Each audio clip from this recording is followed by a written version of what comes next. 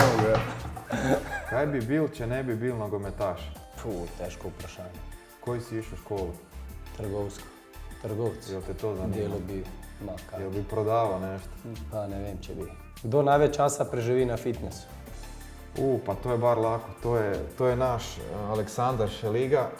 Ja ne znam, taj čovjek je jednostavno stroj, to je... Elastika. Pa elastika, on što je stariji, to je bolji, ko vino. Ko vino. Mačke ali psi? Pa, ko sam bio mehan sam imao mačko, tako da oboje imam red. Kako dolgo bi zdržao boju za Conor i McGregor?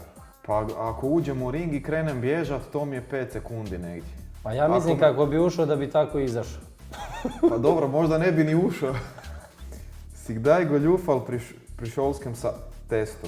Sem goljufal. To se reče plonkal pri nas. Smo plonkali na veliko. Kakav je to učenik koji nije? Plonko. Plonko. Ja. Najljubši sendvič?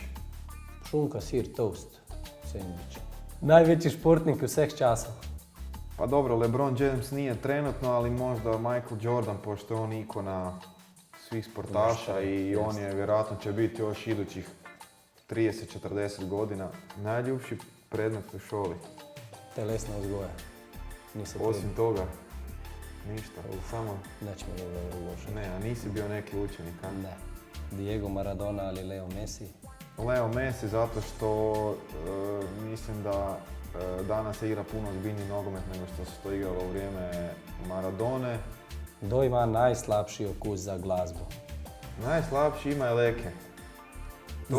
To je kad on pusti tu glazbu, to je bolje da i svi izađemo iz slačionice odmah kad on pusti, ja ne znam. Boli me glava onda 2 dana, ne mogu spavati, imam noćne more, još kad on krene plesat, to mi je ona katastrofa. Kdo ti je na zadnje poslao žugo med nogami? A ko će meni kroz noge dati, to je nemoguće. Pa, naravno, da. Se strinjem. Kateri parfum uporabljaš? To moraš pitat moju ženu, pošto ona kupuje parfeme, tako da... Pa dobro, kjer ga zdaj imaš? Kjer ga ti je zdaj zadnje zbrala? Dizelov neki, ne znam koji ima neko. Dobro, znači nije benzin, dizel je važno. Nije benzin, dizel je, da. Prvi nogometni dres, ki si ga imel? Ne spomnim se. Kako ne znaš? Spomnim se sam da kad sam bio mehan pri babici, da sam bio oblečen u dresu od Partizana, a bratranca od Zvezde.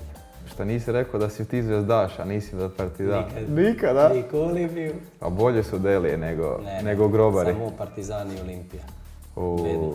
Najmoćnejši igralec pri Olimpiji? Pa već sam rekao prije, to je Aleksandar Šeliga, pošto je on, čovjek je Superman. I ovim tempom može braniti do 47. godine. Istina. Kdo bi zmagao u teku na 100 metrov? Ti ili jaz? Pa slušaj, na 100 metara da se utrkujemo, vjerojatno bi ti ja treći završio. Upiši me za jedno besedo. Bekčina. Bi me poljubil za 1.000.000 eura. To i 3-krat će bi bilo treba. Ne, enkrat. Ali dobro, ali nije definirano di je, ili usta ili obraz. obraz. Pa to je to, nima veze. Pa će treba bi se lizal še 3 minute.